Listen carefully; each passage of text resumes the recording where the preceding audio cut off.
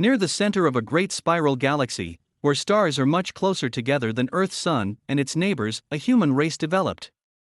They were not identical to the humans of Earth, but they were not very different either.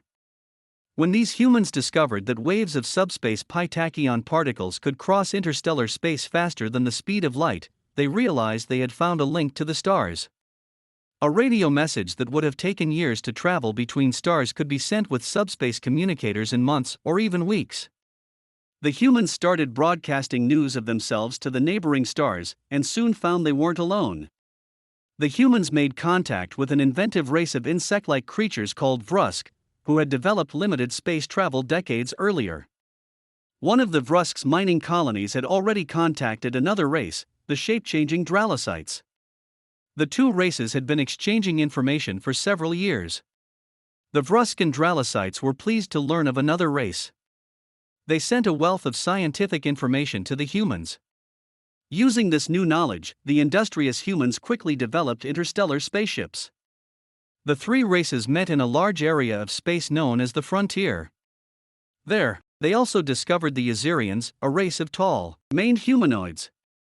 Soon, settled worlds in the frontier became melting pots for the four races, with dazzling mixtures of architecture and alien cultures. To supply the needs of these worlds, the first interstellar company, the Pan-Galactic Corporation, was formed. It developed interests everywhere, from scientific research to farming to spaceship building. PGC even created its own language, Pan-Galactic, which soon became the most common language of all races on frontier worlds. Many large companies which started later were modeled on PGC, but none approached the size or power of the Pan-Galactic Corporation. Then, the Sathar appeared. No one knows where they came from or why.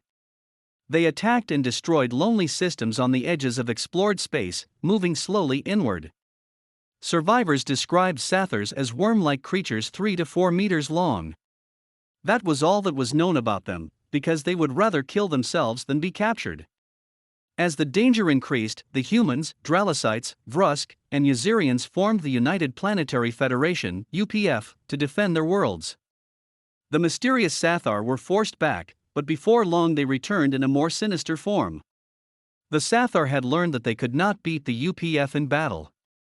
Instead, they began hiring Yserian, human, Dralocyte, and Vrusk agents to sabotage interstellar trade and interfere with local governments.